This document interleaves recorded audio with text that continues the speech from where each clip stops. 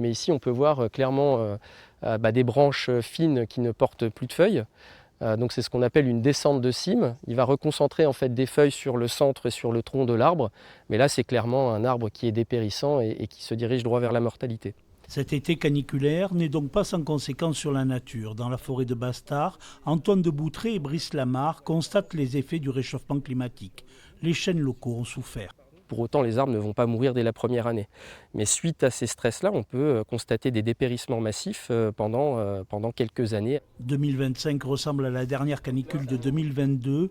Ainsi, les deux cours d'eau de Bastard, l'Aiguelongue et l'Usan, sont à sec. À cette époque, on avait pu observer que les cours d'eau qui traversent la forêt étaient à sec une bonne partie de l'été.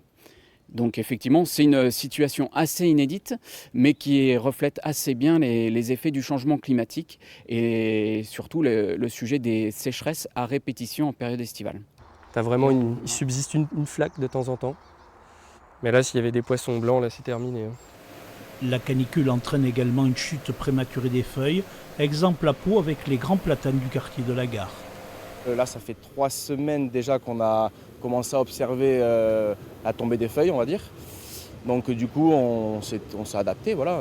C'est sûr que c'est une charge de travail qui est rajoutée. Le service de propreté urbaine passera 2 fois par semaine, un ramassage qui va durer environ 3 mois.